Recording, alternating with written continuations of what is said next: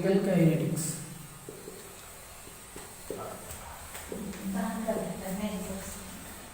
Chapter chemical kinetics deals with the rates of chemical reactions. Rates of chemical reactions. కాబట్టి మనం chemical కైనెటిక్స్లో దేని గురించి మాట్లాడతాం అంటే రేట్స్ ఆఫ్ కెమికల్ రియాక్షన్స్ గురించి మాట్లాడతాం. మరి రేట్ అంటే ఏంటి? ఇప్పుడు మనం ఒక రియాక్షన్ తీసుకుంటే A plus B gives rise to C plus D అనే రియాక్షన్ కనుక తీసుకుంటే మనకి రియాక్షన్ జరిగేటప్పుడు ఏం జరుగుతుందంటే ఇక్కడ A అండ్ B అనేటివి రియాక్టెంట్స్, C అండ్ D అనేటివి ప్రోడక్ట్స్. AB ఏమో రియాక్టెంట్స్, CD ఏమో ప్రోడక్ట్స్.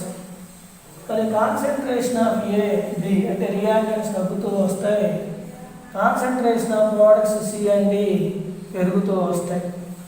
మరి మనకి DT టైంలో కాన్సన్ట్రేషన్ ఆఫ్ A DA కనుక తగ్గితే DT టైంలో కాన్సన్ట్రేషన్ ఆఫ్ A ఎంత తగ్గింది? DA. మరి కాన్సన్ట్రేషన్ ఆఫ్ A ఎంత తగ్గిందో దాన్ని minus DA, D of A అని రాస్తాం. ఎంత టైంలో తగ్గింది? DT టైంలో. మరి దీన్నే మనం rate of disappearance of A ఆ రేట్ అంటాం. అంటే decrease in concentration of A by DT time. అలాగే Bకి రాసేటప్పుడు minus D of B by DT అని రాస్తాం. అంటే decrease in concentration of B by time. అలాగే ప్రోడక్ట్ రాసేటప్పుడు అది పెరుగుతుంది కాబట్టి increase in concentration of C DC ఎంత టైంలో? DT టైంలో డివైడెడ్ బై టైం వేస్తాం. అలాగే మనం ప్రోడక్ట్ Dకి రాసేటప్పుడు increase in concentration of product D small d of D by DT అని రాస్తాం. మరి ఈ విధంగా మనం ఎంత కాన్సన్ట్రేషన్ ఆఫ్ రియాక్టెంట్ యూనిట్ టైంలో తగ్గిందో అది రావాలంటే decrease in concentration of reactant by time వేస్తాం. అలాగే ఎంత కాన్సన్ట్రేషన్ ఆఫ్ ప్రోడక్ట్ మనకు ఒక సెకండ్లో అంటే యూనిట్ టైంలో పెరిగింది అంటే increase in concentration of product by time వేస్తాం. మరి మనం ఈ విధంగా కాన్సన్ట్రేషన్ బై టైం వేస్తే కాన్సన్ట్రేషన్ డివైడెడ్ బై టైం వేస్తే యూనిట్ టైంలో రియాక్టెంట్స్ అయితే ఎంత కాన్సన్ట్రేషన్ తగ్గింది, అలాగే యూనిట్ టైంలో ప్రోడక్ట్ అయితే ఎంత కాన్సన్ట్రేషన్ పెరిగిందని వస్తుంది. దీన్నే మనం రేట్ అంటాం. కానీ ఈ రేటు మనం కాన్సన్ట్రేషన్ బై టైం వేసి కడతాం. కాన్సన్ట్రేషన్ అనేది మోలార్ కాన్సన్ట్రేషన్ కన్సిడర్ చేస్తాం. మోలార్ కాన్సన్ట్రేషన్కి units moles per litre. Molar concentration units ఏంటంటే మోల్స్ పర్ లీటర్. మరి టైంకి వచ్చి మనం టైం ఇన్వర్స్ అని రాస్తాం. Time inverse. ఈ టైం అనేది మనకి సెకండ్స్లో ఉండొచ్చు, అవర్స్లో ఉండొచ్చు, లేదా మినిట్స్లో కూడా ఉండొచ్చు. ఈ విధంగా మనం రేట్ని డిటర్మైన్ చేస్తాం. అంటే decrease in concentration of reactant by time or increase in concentration of product by టైంనే మనం రేట్ అంటాం. Concentration of unit moles, molar concentration by moles per litre. Time యొక్క యూనిట్స్ మనం సెకండ్స్లో తీసుకుంటే సెకండ్ ఇన్వర్స్ అవుతుంది, మినిట్స్లో తీసుకుంటే మినిట్ ఇన్వర్స్ అవుతుంది, అవర్స్లో తీసుకుంటే అవర్ ఇన్వర్స్ అవుతుంది. ఈ విధంగా మనం కాన్సన్ట్రేషన్లో రేట్ని ఎక్స్ప్రెస్ చేయొచ్చు. ఇదే రేట్ని మనం ప్రెషర్లో ఎలా ఎక్స్ప్రెస్ చేయాలి? ఇప్పుడు మనకి కాన్సన్ట్రేషన్ ఆఫ్ ఏ గ్యాసు, అలాగే B gas, C gas, D gas అయితే వీటికి మనకి పార్షియల్ ప్రెజర్స్ ఉంటాయి, ప్రెజర్స్. మరి కాన్సన్ట్రేషన్ ఆఫ్ ఏకి బదులు మనం ప్రెజర్ ఆఫ్ ఏ అంటే decrease in pressure of A, decrease in pressure of A divided by DT వేస్తే కూడా మనకు రేట్ అనేది వస్తుంది. డిక్రీజ్ కాబట్టి రియాక్టెంట్ కాబట్టి డిక్రీజ్ మైనస్ సైన్తో ఇండికేట్ చేస్తాం. అలాగే decrease in the pressure of reactant B divided by DT వేస్తే రేట్ వస్తుంది. అలాగే ప్రోడక్ట్ అయితే డి ప్లస్ అంటే increase in pressure of C divided by DT వేస్తే సికి రేట్ వస్తుంది. అలాగే increase in pressure of D divided by DT వేస్తే rate with respect to D వస్తుంది. ఈ విధంగా మనం రియాక్టెంట్స్ యొక్క పార్షియల్ ప్రెజర్స్ అలాగే ప్రోడక్ట్స్ యొక్క పార్షియల్ ప్రెజర్స్లో కూడా రేట్ని ఎక్స్ప్రెస్ చేయొచ్చు. మరి ప్రెషర్ యూనిట్ ఏంటి అంటే అట్మాస్ఫియర్ డివైడెడ్ బై డిటికి టైం కదా. అందువల్ల మనకి ప్రెషర్లో మనం రేట్ని చెప్పాలంటే ఏమొస్తుందంటే అట్మాస్ఫియర్ టైం ఇన్వర్స్ అనేది రేట్ యొక్క యూనిట్ అవుతుంది. ఈ టైం అనేది మనం సెకండ్లో తీసుకుంటే సెకండ్ ఇన్వర్స్, అవర్స్లో తీసుకుంటే అవర్ ఇన్వర్స్, మినిట్స్లో తీసుకుంటే మినిట్ ఇన్వర్స్ అవుతుంది. ఈ విధంగా రేట్ మనం ప్రెషరు టైంలో చెప్పొచ్చు, అలాగే కాన్సన్ట్రేషన్స్లో కూడా ఎక్స్ప్రెస్ చేయొచ్చు. మరి ఒక్కొక్కసారి మనకి ప్రెషర్లో ఇచ్చి కాన్సన్ట్రేషన్లో ఎక్స్ప్రెస్ చేయమంటారు. అప్పుడు మనం ఏం చేయాలంటే PV is equal to NRT equation కనుక మనం వేసుకుంటే అప్పుడు మనకి N by V is equal to P into RT అవుతుంది. ఎన్పి అంటే వి అంటే ఏంటి? Molar concentration. కానీ molar concentration is equal to pressure into R into pressure by RT అవుతుంది. మరి ఇక్కడ కూడా molar concentration is equal to pressure by RT అవుతుంది. అలాగే ప్రెషర్ ఈజ్ ఈక్వల్ టు ఎలా ఇచ్చంటే ఎన్/వి అంటే కాన్సన్ట్రేషన్ ఇంటూ ఆర్టీ కింద రాసుకోవచ్చు. కాబట్టి మనం ప్రెషర్ని కాన్సన్ట్రేషన్లో ఎలా ప్రెషర్ని కాన్సన్ట్రేషన్ కింద మార్చవచ్చు, లేదా కాన్సన్ట్రేషన్ని ప్రెషర్ కింద మార్చుకొని రేట్ని మనం ఎక్స్ప్రెస్ చేయొచ్చు. కాబట్టి మనకి కాన్సన్ట్రేషన్ రేటు టైం తోటి ఏమవుతుంది అని కనుక మనం అబ్జర్వ్ చేస్తే టైం అయ్యే కొద్దీ రేట్ అనేది డిక్రీజ్ అవుతూ ఉంటుంది. టైం అయ్యే కొద్ది రేట్ అనేది ఇలా డిక్రీజ్ అవుతూనే ఉంటుంది. అంటే టైం పాస్ అవుతూ ఉంటే రేట్ అనేది డిక్రీజ్ అవుతూ ఉంటుంది. మరి ఏ రియాక్షన్కి ఇలా జరగదు అంటే ఎక్సెప్ట్ ఫర్ జీరో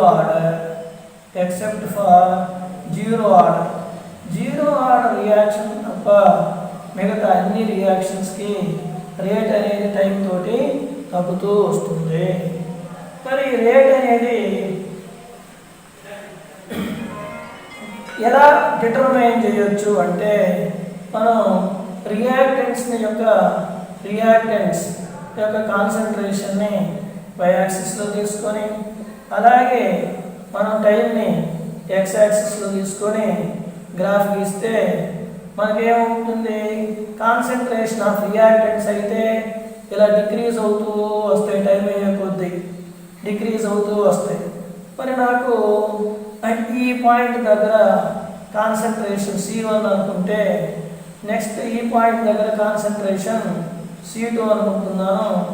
ఫస్ట్ దగ్గర టైము 1 సెకండ్ అనుకుంటున్నా, రెండో టైంని 2 సెకండ్స్ అనుకుంటున్నా. అప్పుడు మనకి రేట్ని ఎలా కట్టవచ్చు అంటే రేట్ ఇస్ ఈక్వల్ టు మన final concentration C2 minus initial concentration C1 divided by final time T2 minus initial time T1. అంటే ఇది C2 ఇక్కడ lesser quantity, C1 hire quantity లేదా మోర్ క్వాంటిటీ, T2 అనేది 2 సెకండ్స్ అనుకున్నాం, T1 అనేది first second అనుకున్నాం. అప్పుడు మనకి ఇదే ఏమవుతుంది? మనకి C2 minus C1 by T2 minus T1 వేస్తే మనకు రేట్ అనేది వస్తుంది. మరి ఇది టైం అయ్యే కొద్దీ తగ్గుతూ వస్తుంది. ఎందుకంటే మనం నెక్స్ట్ థర్డ్ సెకండ్కి వెళ్తే మనం C3 అని రాస్తున్నాం, కాన్సన్ట్రేషను థర్డ్ సెకండ్ అని రాస్తున్నాం, థర్డ్ సెకండ్. మరి ఇప్పుడు టైం అయ్యే కొద్దీ ఏమవుతుందంటే రేట్ అనేది డిక్రీజ్ అవుతూ వస్తుంది. అంటే ఫస్ట్ సెకండ్లో ఉన్న రేటు సెకండ్ సెకండ్లో ఉండదు, సెకండ్ సెకండ్లో ఉన్న రేట్ థర్డ్ సెకండ్లో ఉండదు. As the time process rate decreases. మరి అలాగే మనం ప్రోడక్ట్స్ తోటి అంటే ప్రోడక్ట్స్ యొక్క కాన్సన్ట్రేషన్ తీసుకొని కూడా రేట్ని మనం ఫైండ్ అవుట్ చేయొచ్చు. మరి కాన్సన్ట్రేషన్ ఆఫ్ ప్రోడక్ట్ని వై యాక్సిస్లో తీసుకుంటాం, అలాగే ఎక్స్ యాక్సిస్లో టైం తీసుకొని గ్రాఫ్ గీస్తాం. మరి రియాక్షన్ ప్రొసీడ్ అయ్యే కొద్దీ ప్రోడక్ట్ కాన్సన్ట్రేషన్ ఏమవుతుంది, ఇలా పెరుగుతూ వస్తుంది. మరి మనకు రేట్ కావాలంటే కాన్సన్ట్రేషను ఫస్ట్ సెకండ్లో C1 అనుకుంటే నెక్స్ట్ మళ్ళీ కాన్సన్ట్రేషను సెకండ్ సెకండ్లో C2.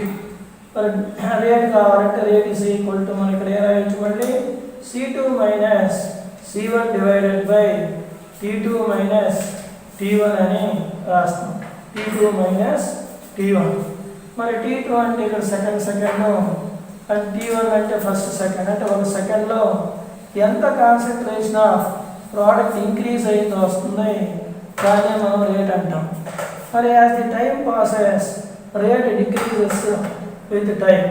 ఎందుకంటే ఫస్ట్ సెకండ్లో అంటే ఫస్ట్ సెకండ్కి సెకండ్ సెకండ్కి ఎంతైతే కాన్సన్ట్రేషన్ ఆఫ్ ది ప్రోడక్ట్ పెరిగిందో మరి సెకండ్ సెకండ్కి థర్డ్ సెకండ్కి అంత కాన్సన్ట్రేషన్ పెరగదు, దానికంటే తక్కువ పెరుగుతుంది. అందువల్ల మనం ఏం చెప్తామంటే రేట్ అనేది product with respect to product కూడా డిక్రీజెస్ విత్ టైమే, విత్ రెస్పెక్ట్ టు రియాక్టెంట్స్ కూడా రేట్ డిక్రీజెస్ విత్ టైమే. మరి అదే మనం ఈ రేట్ని కోఎఫిషియెంట్స్ ఉంటే మనం ఎలా కట్టాలి? ఇప్పుడు 2A + 3B gives race to 4C + 5D అనే రియాక్షన్ కనుక మనం తీసుకుంటే ఇక్కడ మనకి rate of disappearance of A అని అడిగితే మనం ఏ రాయాలంటే మైనస్ d/a/dt. ఇది rate of disappearance of A, rate of disappearance of A minus d/a/dt. అంటే కోఎఫిషియంట్ కన్సిడర్ చేయం. అలాగే మనకి rate of disappearance of B రాస్తే మైనస్ d/b/dt అని రాస్తాం. అలాగే rate of formation of C రాయాలంటే rate of formation of C అంటే మనం plus d/c divided by dt రాస్తాం. అలాగే rate of formation of d కావాలంటే మనం ఏం రాయాలి, plus d/d divided by dt. ఈ విధంగా రేట్ ఆఫ్ అపియరెన్స్ ఆఫ్ లేదా rate of appearance or formation of C and డిని మనం డిటర్మైన్ చేయొచ్చు. అలాగే రేట్ ఆఫ్ డిసపియరెన్స్ ఆఫ్ ఏని బిని కూడా మనం డిటర్మైన్ చేయొచ్చు. అదే మనకి రేట్ ఆఫ్ రియాక్షన్ కావాలంటే రేట్ ఆఫ్ రియాక్షన్ రాయాలంటే ఏం చేయాలంటే కోఎఫిషియంట్ తోటి డివైడ్ చేయాలి. అంటే ఇప్పుడు మనకి ఏ తోటి రేట్ ఆఫ్ రియాక్షన్ చెప్పాలంటే మైనస్ d/a/dt ఇంటూ కోఎఫిషియంట్తో డివైడ్ చేయాలి 1/2. అలాగే మనకి with respect to B rate of reaction చెప్పాలంటే మనం 1/3 ఇంటూ మైనస్ d/b/dt అని రాస్తాం విత్ రెస్పెక్ట్ టు బి. అలాగే మనం with respect to C rate of reaction చెప్పాలంటే ప్లస్ 1/4 d/c/dt అని రాస్తాం.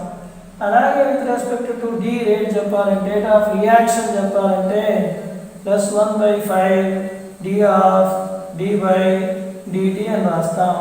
కాబట్టి రేట్ ఆఫ్ రియాక్షన్ మనం విత్ రెస్పెక్ట్ టు రియాక్టెంట్స్ చెప్పొచ్చు, rate of reaction with respect to products చెప్పొచ్చు. కాబట్టి రేట్ ఆఫ్ రియాక్షన్ చెప్పేటప్పుడు మనం rate of disappearance of reactants ని వాటి యొక్క కోఎఫిషియెంట్స్తో డివైడ్ చేయాలి. Rate of appearance or formation of ప్రోడక్ట్స్ని కూడా వాటి యొక్క కోఎఫిషియెంట్స్ తోటి మనం డివైడ్ చేయాలి. మరి ఈ రియాక్షన్కి రేట్ ఆఫ్ రియాక్షన్ అన్నాం. అంటే A with respect to A ఒక rate, with respect to B rate of reaction ఒకటి, with respect to rate of reaction ఇంకొక విధంగా, with respect to D rate of reaction ఇంకొక విధంగా ఉండదు. రేట్ ఆఫ్ రియాక్షన్ అంటే with respect to all the reactants and with respect to all the products present in the reaction is equal.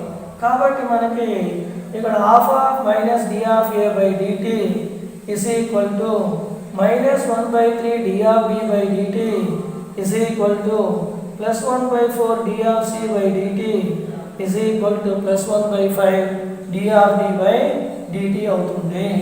కాబట్టి rate of reaction మనం ఎలా express చేయాలి అంటే అన్ని ఈక్వల్ కాబట్టి minus 1/2 d of A by d t that is equal to minus 1/3 d of b by d t that is equal to plus 1/4 d of c by d t that is equal to plus 1/5 d of d by d t. Right జరుగుతుంది. అంటే rate of reaction అనేది అన్నిటికీ ఈక్వల్గానే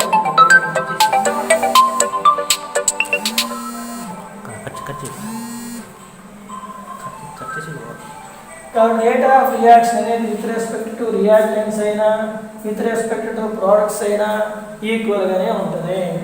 ఇప్పుడు మనకి వాడు minus D of A by d t అంటే rate of disappearance of ఏ ఇస్తే మనం దీని నుండి రేట్ ఆఫ్ డిసపియరెన్స్ ఆఫ్ బిని ఎలా కట్టాలి? Rate of disappearance of a ఇచ్చేసారు, మనం రేట్ ఆఫ్ డిసపియరెన్స్ ఆఫ్ బిని ఎలా ఫైండ్ అవుట్ చేయాలి? Rate of disappearance of b అంటే మైనస్ డిబి బై డిటి, దాన్ని మనం రేట్ ఆఫ్ డిసపియరెన్స్ ఆఫ్ ఏలో చెప్పాలి. అప్పుడు ఈ కోఎఫిషియంట్ 3ని మనం యువతకు తెస్తే అప్పుడు ఏమవుతుందంటే minus 3/2 D of A by DT వస్తుంది. కాబట్టి ఇప్పుడు మనం రేట్ ఆఫ్ డిసపియరెన్స్ ఆఫ్ ఏ ఇస్తే రేట్ ఆఫ్ అపియరెన్స్ ఆఫ్ బిని మనం డిటర్మైన్ చేయొచ్చు. అలాగే rate of appearance of C కావాలంటే ఈ కోఎఫిషియంట్ 4ని మనం యువతలు తీసుకొని వస్తే మనకేమవుతుంది 4/2 D of A by DT అవుతుంది.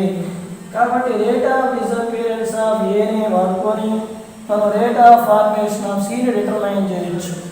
అలాగే మనం rate of formation of d కావాలంటే rate of formation of d is equal to coefficient 5ని మనం ఇక్కడ తీసుకొని వస్తే అప్పుడు ఏమవుతుంది minus 5/2 d of A by d t కింద రాసుకోవడం జరుగుతుంది.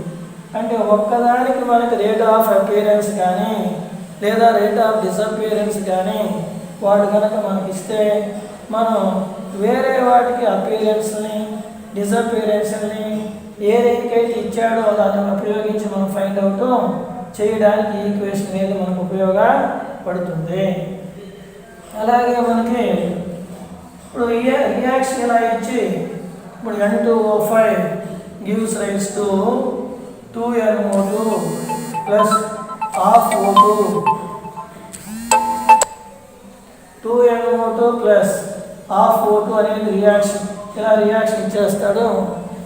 ఈ రియాక్షన్ ఇచ్చేసి మనం ఏం ఫైండ్ అవుట్ చేయమంటాడంటే వాడు ఇలా ఇస్తాడు minus D of N2O5 minus D of N2O5 by dt is equal to K1 into N2O5 K1 into N2O5 అని ఇస్తాడు. అలాగే మనకి minus plus D of NO2 divided by డిటిని K2 ఇంటూ N2O5 అని express చేస్తాడు. అలాగే plus D of O2 equation మనకి N2O5 gives rise to 2NO2 plus half O2 అని ఇవ్వడం జరుగుతుంది. మరి ఇక్కడ rate of disappearance of N2O5 K1 into N2O5 ఇచ్చారు. రేట్ ఆఫ్ ఫార్మేషన్ ఆఫ్ NO2ని K2 ఇంటూ N2O5 అని ఇచ్చారు. రేట్ ఆఫ్ ఫార్మేషన్ ఆఫ్ O2ని K3 ఇంటూ N2O5 అని ఇచ్చారు. Relation between K1 K2 and K3 అని మనం అడుగుతూ ఉంటాడు. మనం దాన్ని ఎలా రాస్తామంటే రేట్ ఆఫ్ రియాక్షన్ వాడుకొని ఆ రిలేషన్ మనం ఇస్తాం. మరి rate of reaction is equal to మనం ఏం రాయొచ్చు, రేట్ ఆఫ్ రియాక్షన్ అంటే ఏమంటాం మనం మైనస్ అంటే N2O5 రియాక్టెంట్ కాబట్టి minus d of N2O5 divided by dt. Coefficient ఎంత 1తో డివైడ్ చేసాం. దట్ ఈస్ ఈక్వల్ టు ఇక్కడ ఫార్మేషన్ కాబట్టి ప్లస్ వేస్తాం d of NO2 divided by dt. Coefficient ఉందండి 2 కాబట్టి 1/2 వేయాలి. That is equal to coefficient half ఉంది అప్పుడు 1/1/2 1/1/2 మనం ఎలా రాసుకోవచ్చు 2 into d of O2 by dt అని రాసుకోవడం జరుగుతుంది. రాసింది ఈ reaction N2O5 gives rise to 2NO2 plus half O2కి rate of reaction రాశాం. ఇప్పుడు వాడు ఇచ్చాడు కదా rate of disappearance of N2O5, rate of formation of NO2, rate of formation of O2 ఇచ్చారు కదా, వాటిని మనం ఈ రేట్ ఆఫ్ రియాక్షన్లో సబ్స్టిట్యూట్ చేస్తాం. అప్పుడు d of N2O5 by dt బదులు మనం రాయాలి K1 ఇంటూ N2O5 అని రాస్తున్నాం. That is equal to half into d of NO2 by dt బదులు రాయాలి K2 ఇంటూ N2O5 అని రాయడం జరిగింది. That is equal to d of O2 by dt బదులు మనం రాయాలి 2 ఇంటూ K3 ఇంటూ N2O5 అని రాస్తున్నాం. K3 into N2O5. మరి అన్నింటిలో కూడా కామన్గా మనకేముందంటే N2O5 కామన్గా ఉంది. ఈ కామన్గా ఉండే N2O5 కనుక మనం స్ట్రైక్ ఆఫ్ చేస్తే మనకు మిగిలింది ఏంటి K1 is equal to half of K2 is equal to 2K3. ఇది మనకు వచ్చింది. K1 is equal to half of K2 is equal to 2K3. మరి హాఫ్ను మనం ఎలిమినేట్ చేయాలంటే మొత్తాన్ని 2 తోటి మల్టిప్లై చేయాలి. 2 తోటి మల్టిప్లై చేస్తే 2K1 is equal to 2 cancel అయిపోతాయి. K2 ఈజ్ ఈక్వల్ టు ఏమవుతుంది 4K3. ఈ విధంగా మనం K1 K2 K3కి రిలేషన్ని డిరైవ్ చేయొచ్చు. దీన్ని ఎక్కడ నుండి డిరైవ్ చేసాము అంటే వాడు రేట్ ఆఫ్ అపియరెన్స్లో రేట్ ఆఫ్ ఫార్మేషన్ చేస్తే మనం రేట్ ఆఫ్ రియాక్షన్ రాసుకొని ఆ రేట్ ఆఫ్ రియాక్షన్ వాడుకొని మనం K1 K2 K3కి రిలేషన్ ఇవ్వడానికి ఉపయోగపడుతుంది. నెక్స్ట్ మనం దీన్నే మనం ఇప్పుడు మాలిక్యులర్ కొలిషన్ థియరీకి వస్తే కెమికల్ కైనెటిక్స్లో మాలిక్యులర్ కొలిషన్ థియరీ అంటే మిగతా వాటిని మనం ఎక్స్ప్రెస్ చేయాలంటే మనకు యాక్టివేషన్ ఎనర్జీ అలాగే థ్రెషోల్డ్ ఎనర్జీ అంటే తెలియాలి. అందువల్ల మనం మాలిక్యులర్ కొలిషన్ థియరీకి వెళ్తాం. మరి మాలిక్యులర్ కొలిషన్ థియరీ గ్యాసియస్ రియాక్షన్స్కి కోవలెంట్ రియాక్షన్స్కి ఉపయోగపడుతుంది.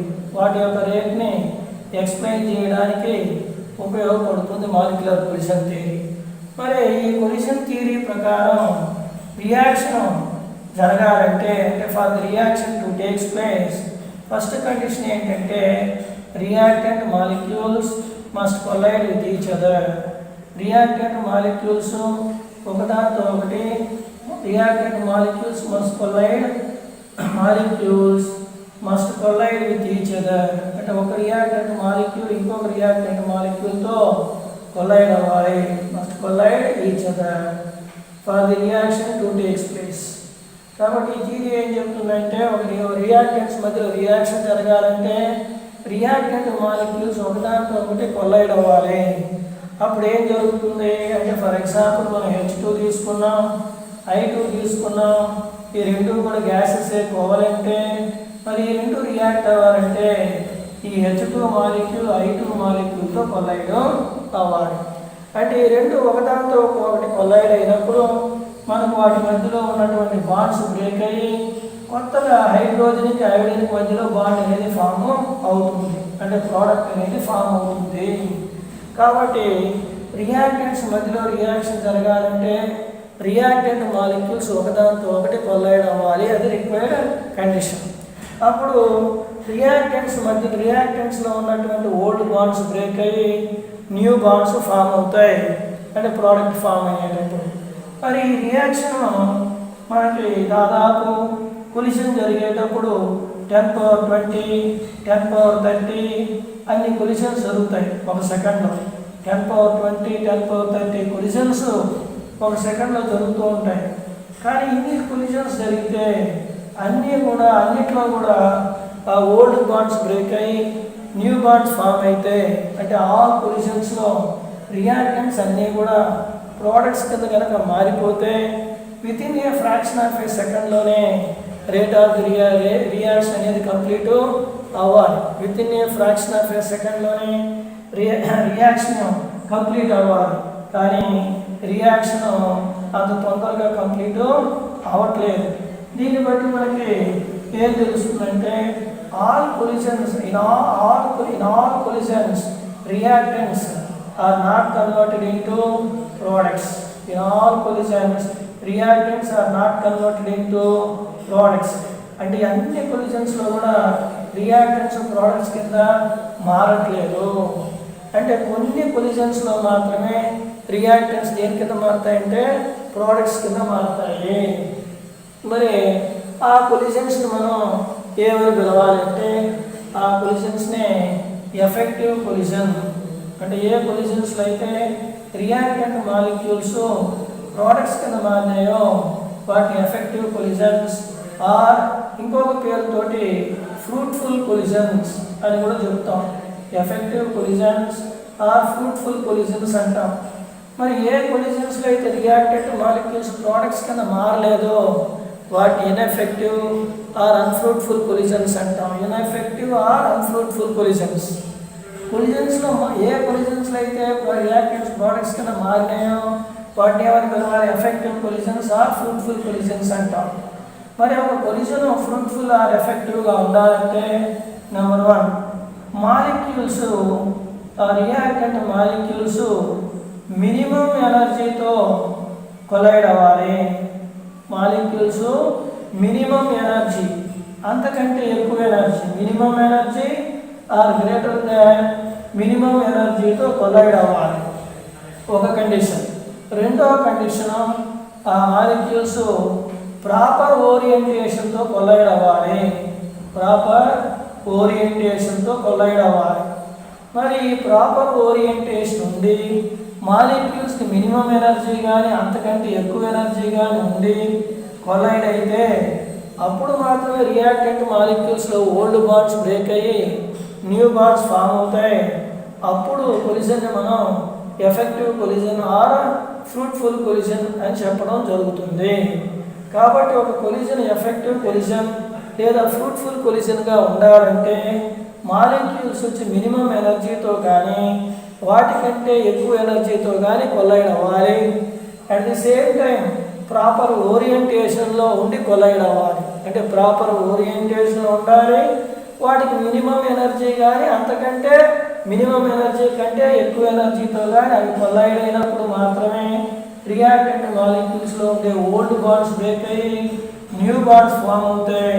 అప్పుడే ఆ ప్రోడక్ట్స్ ఫామ్ అవుతాయి. కాబట్టి అప్పుడే ఆ కొలిషన్ మనం ఫ్రూట్ఫుల్ ఆర్ ఎఫెక్టివ్ కొలిషన్ అంటాం. మరి ఇక్కడ ఆ మినిమం ఎనర్జీని మనం ఏమని పిలుస్తామంటే ఆ ఎనర్జీ ఉండి అంతకంటే ఎక్కువ ఉంటే కూడా జరుగుతుంది. మినిమం ఎనర్జీ ఎంత ఉంటే ప్రాపర్ ఓరియంటేషన్లో ఉంటే రియాక్టెంట్ మాలిక్యూల్స్ ప్రోడక్ట్ కింద మారుతుందో ఆ ఎనర్జీని మనం థ్రెషోల్డ్ ఎనర్జీ అంటాం. ఏమంటాం? Threshold energy. ఆ మినిమం అమౌంట్ ఆఫ్ ఎనర్జీని థ్రెషోల్డ్ ఎనర్జీ అంటాం. దాన్ని మనం ఏ లెటర్తో ఇండికేట్ చేస్తాం? ఈటీ, మినిమం ఎనర్జీ.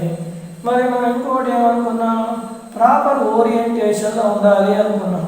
ప్రాపర్ ఓరియంటేషన్ అంటే ప్రాపర్ ఓరియంటేషన్తో కొలైడ్ అవ్వాలంటే హెడ్ ఆన్ కొలిషన్ జరపాలి. ఈ ప్రాపర్ ఓరియంటేషన్నే మనం స్టీరిక్ ఫ్యాక్టర్ అని కూడా పిలుస్తాం. Steric factor.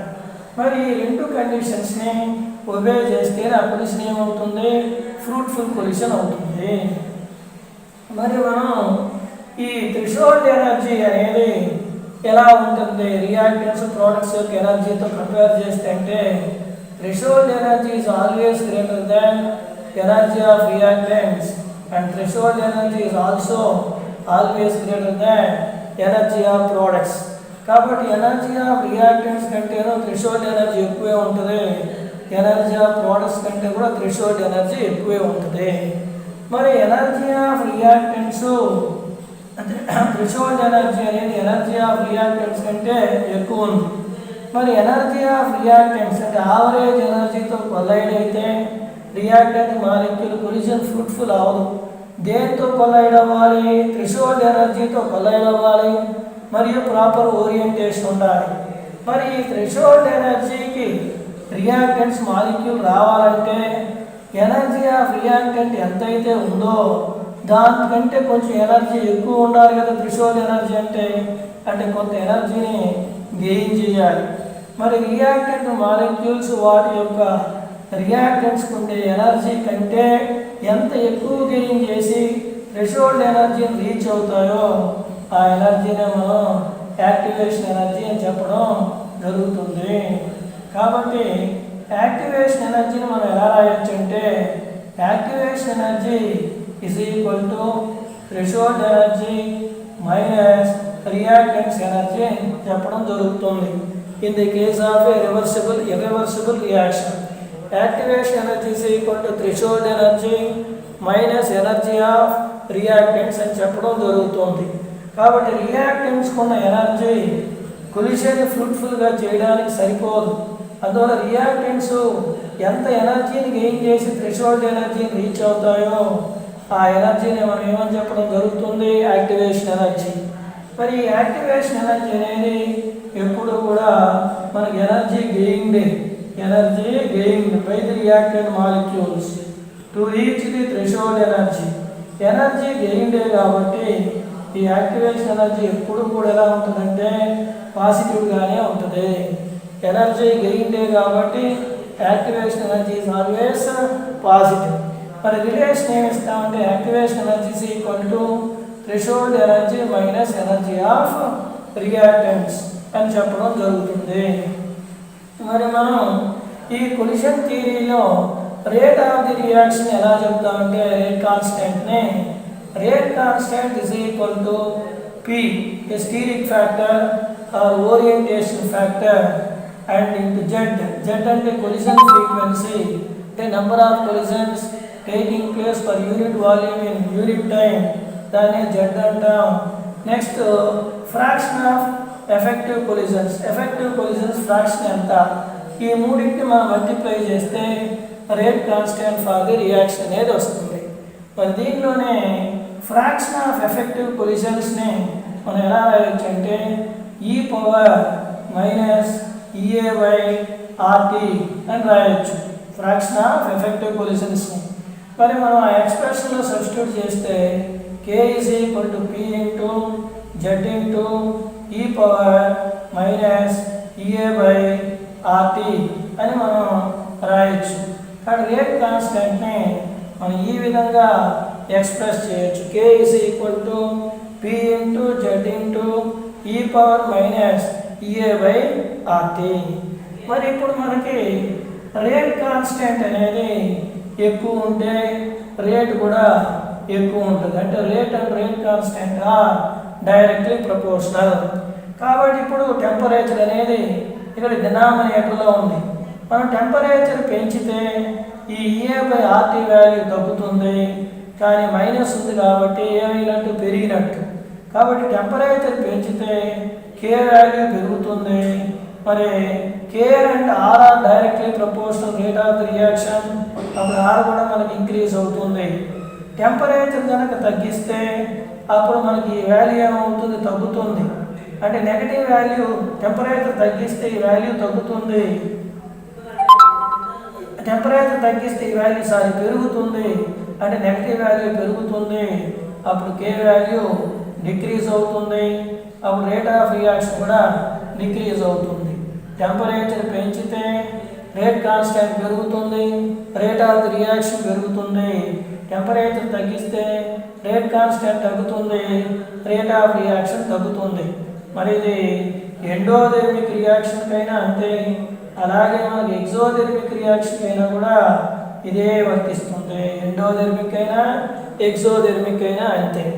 అలాగే మనం యాక్టివేషన్ ఎనర్జీకి వస్తే, యాక్టివేషన్ ఎనర్జీ ఎక్కువ ఇంక్రీజ్ అయితే, యాక్టివేషన్ ఎనర్జీ ఎక్కువ ఉంటే ఈ మైనస్ వాల్యూ ఏమవుతుంది, ఎక్కువ అవుతుంది. అప్పుడు కే వాల్యూ తగ్గుతుంది, కే వాల్యూ డిక్రీజ్ అవుతుంది. మరి K and R are directly proportional కాబట్టి రేట్ ఆఫ్ ది రియాక్షన్ కూడా తగ్గుతుంది. అదే యాక్టివేషన్ ఎనర్జీ తక్కువ ఉంటే కే వాల్యూ ఇంక్రీజ్ అవుతుంది, రేట్ ఆఫ్ ది రియాక్షన్ కూడా ఇంక్రీజ్ అవుతుంది. కాబట్టి మనకు యాక్టివేషన్ ఎనర్జీ తక్కువ ఉంటే రేట్ ఆఫ్ ది రియాక్షన్ ఎక్కువ, రేట్ కాన్స్టెంట్ ఎక్కువ. యాక్టివేషన్ ఎనర్జీ ఎక్కువ ఉంటే రేట్ ఆఫ్ ది రియాక్షన్ తక్కువ, రేట్ కాన్స్టెంట్ కూడా తక్కువ. ఈ విధంగా మనం K = PZ × e⁻⁻ బట్టి మన టెంపరేచర్కి, అలాగే యాక్టివేషన్ ఎనర్జీకి, రేట్ కాన్స్టెంట్కి, అలాగే యాక్టివేషన్ ఎనర్జీకి రేట్ కాన్స్టెంట్కి రిలేషన్ కూడా జరుగుతుంది. ఎగ్జోథెర్మిక్ అయినా అంతే, ఎండోథెర్మిక్ అయినా అంతే.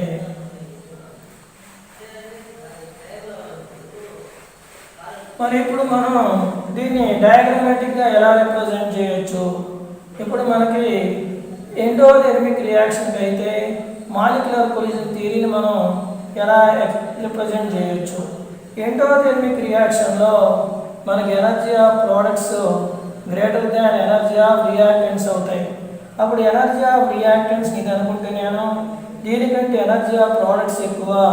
మరి రియాక్టెంట్స్ ప్రోడక్ట్స్కి ట్రాన్స్ఫర్ అయ్యేటప్పుడు అది ఏం చేయాలి, థ్రెషోల్డ్ ఎనర్జీని రీచ్ అయ్యి తర్వాత ప్రోడక్ట్స్ కింద మారాలి. ఇలా రాశాను నేను. మరి ఈ థ్రెషోల్డ్ ఎనర్జీకి ఈ ఎనర్జీ ఆఫ్ రియాక్టెంట్స్కి డిఫరెన్స్ని మనం యాక్టివేషన్ ఎనర్జీ అంటాం. మరి ఇది ఎనర్జీ యాక్సిస్, ఇదేమో ఎక్స్ యాక్సిస్ ఏమో రియాక్షన్ పాత్, దాన్ని మనం రియాక్షన్ కోఆర్డినేట్ అని కూడా పిలవచ్చు. రియాక్షన్ పాత్, రియాక్షన్ కోఆర్డినేట్ ఏమో ఎక్స్ యాక్సిస్, వై యాక్సిస్ ఏమో ఎనర్జీ. ఇలా మనం ఎండోథెర్మిక్ రాస్తాం.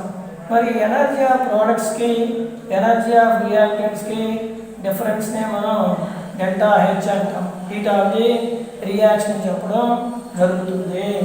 మరి ఇక్కడ మనకి ఎండోథెర్మిక్ రియాక్షన్ మనం అబ్జర్వ్ చేస్తే ఎనర్జీ ఆఫ్ ప్రోడక్ట్స్ ఎక్కువ, కానీ ఆ ఎనర్జీ ప్రోడక్ట్స్ థ్రెషోల్డ్ ఎనర్జీని రీచ్ అవ్వవు. ఎందుకంటే థ్రెషోల్డ్ ఎనర్జీ కంటే కూడా energy of products is always lesser. కానీ థ్రెషోల్డ్ ఎనర్జీకి ఎనర్జీ ఆఫ్ రియాక్టెంట్స్కి డిఫరెన్స్నే మనం ఏమన్నాం, యాక్టివేషన్ ఎనర్జీ. థ్రెషోల్డ్ ఎనర్జీకి ఎనర్జీ ఆఫ్ రియాక్టెంట్స్కి డిఫరెన్సే యాక్టివేషన్ ఎనర్జీ. కాబట్టి ఇక్కడ మనకి ఎప్పుడూ కూడా ఎనర్జీ ఆఫ్ ప్రోడక్ట్స్ థ్రెషోల్డ్ ఎనర్జీకి ఈక్వల్ కాదు. కాబట్టి మరి difference in energy of products and energy of reactants అంటే delta H always lesser than activation energy అవుతుంది. దేనికి? ఎండోథెర్మిక్ రియాక్షన్కి. అదే మనం ఎగ్జోథెర్మిక్ రియాక్షన్కి వస్తే energy axis Y axis, reaction path ఆ రియాక్షన్ కోఆర్డినేట్ని మనం ఎక్కడ వేసాం, ఎక్స్ యాక్సిస్ వేసాం. ఎగ్జోథెర్మిక్ రియాక్షన్లో energy of products is lesser than energy of reactants. మరి ఇది ఎనర్జీ ఆఫ్ రియాక్టెంట్స్ అనుకుంటే ఎనర్జీ ఆఫ్ ప్రోడక్ట్స్ ఎలా ఉండాలంటే కింద ఉండాలి. అంటే మరి మనం ఎనర్జీ ఆఫ్ రియాక్టెంట్స్ ప్రోడక్ట్స్గా మారేటప్పుడు ఏ ఎనర్జీకి వెళ్తాం? థ్రెషోల్డ్ ఎనర్జీకి వెళ్తాం. మరి థ్రెషోల్డ్ ఎనర్జీకి అలాగే మనకి రియాక్టెంట్స్ ఎనర్జీకి ఉన్న డిఫరెన్స్నే యాక్టివేషన్ ఎనర్జీ అని పిలుస్తాం. మరి ఎనర్జీ ఆఫ్ రియాక్టెంట్స్కి ఎనర్జీ ఆఫ్ ప్రోడక్ట్స్కి ఉన్న డిఫరెన్స్ని ఏమని పిలవాలి? డెల్టా హెచ్ అని చెప్తాం. ఎనర్జీ ఆఫ్ రియాక్టెంట్స్కి ఎనర్జీ ఆఫ్ ప్రోడక్ట్స్ డిఫరెన్స్ ఏమో డెల్టా హెచ్. మరి ఇప్పుడు ఎనర్జీ ఆఫ్ ప్రోడక్ట్స్ అనేది డెల్టా హెచ్ అనేది ఇక్కడ చూస్తే మనకి యాక్టివేషన్ ఎనర్జీ డెల్టా హెచ్ కంటే ఎక్కువ ఉంది. కొన్ని సమయాల్లో మనం అలాగే డెల్టా హెచ్ వచ్చి గ్రేటర్ దాన్ ఈఏ ఉండొచ్చు, అలాగే డెల్టా హెచ్ అనేది లెస్ దాన్ ఈఏ ఉండొచ్చు. ఇందులో మనకి ఎక్సోథెర్మిక్ రియాక్షన్లో. కానీ ఎండోథెర్మిక్ రియాక్షన్లో delta H is always less than E A అవుతుంది. Delta H is always less than E A అవుతుంది. మరి మనం ఎక్సోకి ఎండోకి మాలిక్యులర్ పొజిషన్ థియరీ డయాగ్రామ్ని ఎలా రిప్రజెంట్ చేయాలో రాశాం. మరి ఇప్పుడు మనం రిలేషన్ ఏమి వచ్చంటే, ఇప్పుడు energy of products minus energy of రియాక్టెంట్స్నే మనం డెల్టా హెచ్ అన్నాం. అలాగే మనం యాక్టివేషన్ ఎనర్జీ ఆఫ్ ప్రోడక్ట్స్కి ఎనర్జీ ఆఫ్ రియాక్టెంట్స్ డిఫరెన్స్ ఏమన్నాం, డెల్టా హెచ్ అని చెప్పాం. అలాగే E T minus E R A activation energy, E T minus E R ఏది ఇర్రివర్సిబుల్ రియాక్షన్కి. ఒకవేళ రియాక్షన్ డబుల్ సైడ్ జరిగితే, డబుల్ సైడ్ అంటే ఫార్వర్డ్ బ్యాక్వర్డ్ జరిగితే ఇది ఎనర్జీ, ఇది రియాక్షన్ పాత్. మరి రెండు వైపులకి జరిగితే రియాక్టెంట్స్ ఎనర్జీ ఆఫ్ రియాక్టెంట్స్, ఇది ఎనర్జీ ఆఫ్ ప్రోడక్ట్స్. మరి థ్రెషోల్డ్ ఎనర్జీకి వెళ్తాం, తర్వాత ప్రోడక్ట్స్కి వెళ్తాం. మరి ఇప్పుడు మనకి ఫార్వర్డ్ బ్యాక్వర్డ్ జరిగితే థ్రెషోల్డ్ ఎనర్జీకి ఎనర్జీ ఆఫ్ రియాక్టెంట్స్కి మధ్యలో ఉండే ఎనర్జీ డిఫరెన్స్ని activation energy for the forward అంటాం. అలాగే థ్రెషోల్డ్ ఎనర్జీకి ఎనర్జీ ఆఫ్ ప్రోడక్ట్స్కి మధ్యలో ఉండే ఎనర్జీ డిఫరెన్స్ని activation energy for the backward అంటాం. అంటే it is a reversible reaction. Activation energy of the forward మనం ఎలా రాయొచ్చు అంటే, activation energy for the forward is equal to threshold energy minus energy of reactants కింద రాయడం జరుగుతుంది. అలాగే activation energy for the backward ఎలా రాస్తామంటే, threshold energy minus energy of products కింద రాయాలి. Threshold energy minus energy of products. కానీ మనకు డెల్టా హెచ్ అంటే ఏమని చదివాం, energy of products minus energy of reactants. Delta H అంటే energy of products minus energy of reactants. మరి ఎనర్జీ ఆఫ్ ప్రోడక్ట్ అంటే ఈ ఈక్వేషన్ నుండి మన ఎనర్జీ ఆఫ్ ప్రోడక్ట్ని యువతలు తీస్తే ఈటీ మైనస్ ఎనర్జీ ఆఫ్ ప్రోడక్ట్స్ని రాయొచ్చు మనం, E T minus E A activation energy for the backward అని రాయొచ్చు. ఇది యాక్టివేషన్ ఇది energy of products minus energy of reactants. ఈ ఈక్వేషన్లో ఎనర్జీ ఆఫ్ రియాక్టెంట్స్ యువతలు తీసుకొని వస్తే energy of reactants is equal to E T minus E A forward అవుతుంది. ఈటీ మైనస్ ఈఏ ఫార్వర్డ్ అవుతుంది. మరి మనం ఈటీ మైనస్ ఇది డెల్టా హెచ్, ఈపీకి బదులు ఈటీ మైనస్ ఈఏ బ్యాక్వర్డ్ రాసాం. ఈపీ ఎనర్జీ ఆఫ్ ప్రోడక్ట్స్ బదులు ఈటీ మైనస్ ఈఏ ఫార్వర్డ్ రాసాం ఎనర్జీ ఆఫ్ రియాక్టెంట్స్కి బదులు. ఈ రెండింటికి డిఫరెన్స్నే మనం ఏమన్నాం, డెల్టా హెచ్. మరి ఈటీ మైనస్ ఈఏ బ్యాక్వర్డ్ మైనస్ ఈటీ మైనస్ ఈఏ బ్యాక్వర్డ్ మైనస్తో మల్టిప్లై చేస్తే మైనస్ ఈటీ ప్లస్ ఈఏ ఫార్వర్డ్ అవుతుంది. కాబట్టి మనం ఈటీ మైనస్ ఈటీని కనుక క్యాన్సిల్ చేస్తే మనకు మిగిలేది ఏంటంటే delta H is equal to EA activation energy for the forward reaction minus activation energy for the backward reaction. ఈ విధంగా మనం డెల్టా హెచ్ని రాయొచ్చు. Delta H is equal to activation energy for the forward minus activation energy for the backward వేస్తే మనకి delta H అనేది వచ్చేస్తుంది. Delta H అంటే ఏంటి, activation energy of the forward minus activation energy for the backward. మరి activation energy of the backward కావాలంటే threshold energy minus energy of products. Activation energy for the forward కావాలంటే threshold energy minus energy of reactants. కాబట్టి మనం వీటిలో ఏదైనా unknown ఉంటే ఆ అన్నోన్ని మనం డిటర్మైన్ చేయొచ్చు. అదే మనకి ఇప్పుడు రియాక్షన్ ఒక్కొక్కసారి ఇలా ఇస్తాడు, A gives rise to B, B gives rise to C. అంటే ఏ బి కింద మారుతుంది, బి సి కింద మారుతుంది. అంటే ఇది ఒక స్టెప్, ఇది ఫస్ట్ స్టెప్. అలాగే ఇదేమో సెకండ్ స్టెప్. అంటే రియాక్షన్ ఎన్ని స్టెప్స్లో జరుగుతుందంటే 2 స్టెప్స్లో జరుగుతుంది. దానికి ఎనర్జీ ప్రొఫైల్ డయాగ్రామ్ ఇస్తాడు మనకి. ఎనర్జీ ప్రొఫైల్ డయాగ్రామ్ ఇచ్చేటప్పుడు 2 స్టెప్స్ కాబట్టి మనకు ఇలా రియాక్షన్ ఇలా జరిగింది అనుకుంటే మరి మనకి ఇదేమో ఫస్ట్ స్టెప్కి థ్రెషోల్డ్ ఎనర్జీ, ఇది రెండవ స్టెప్కి థ్రెషోల్డ్ ఎనర్జీ. మరి ఇది ఏ నుంచి మనం ఎక్కడికి వచ్చాం, బికి వచ్చాం, బి నుండి తర్వాత సికి వచ్చాం. మరి ఫస్ట్ స్టెప్కి మనకి ఇది ఎనర్జీ కోఆర్డినేట్, ఇదేమో reaction path coordinate, reaction path.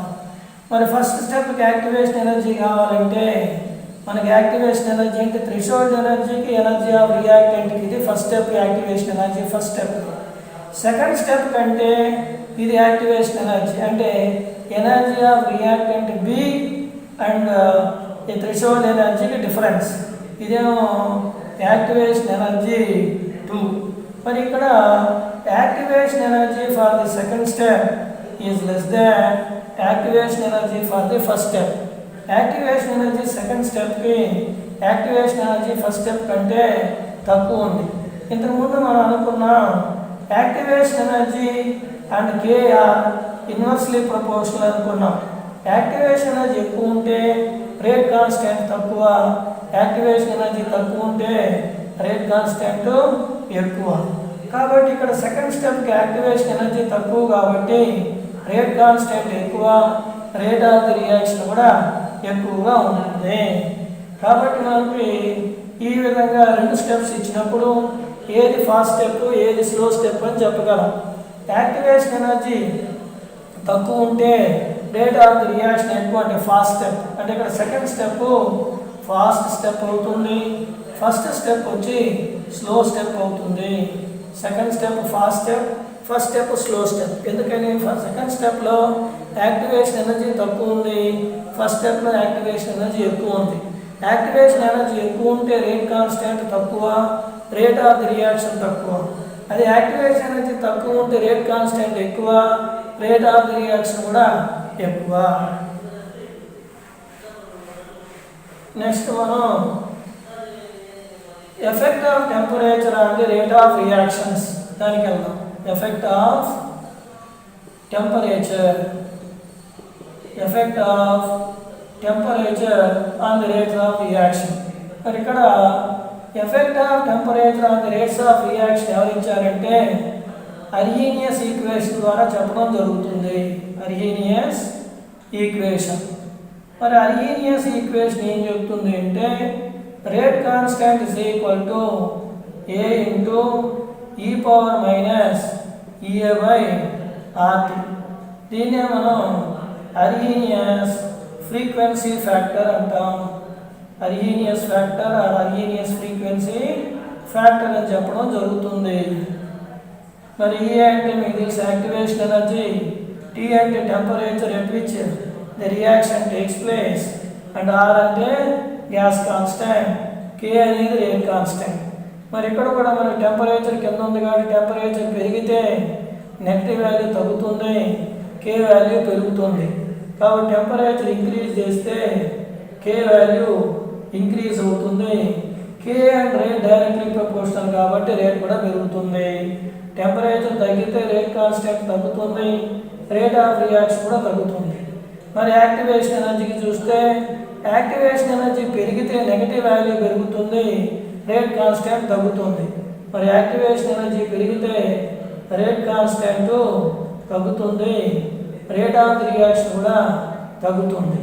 అదే యాక్టివేషన్ ఎనర్జీ తగ్గితే రేట్ కాన్స్టెంట్ పెరుగుతుంది, రేట్ ఆఫ్ ది రియాక్షన్ కూడా పెరుగుతుంది. కాబట్టి దీని నుండి మనం అర్థం చేసుకునేది ఏంటంటే టెంపరేచర్ పెరిగితే రేట్ కాన్స్టెంట్ పెరుగుతుంది, రేట్ ఆఫ్ ది రియాక్షన్ కూడా పెరుగుతుంది.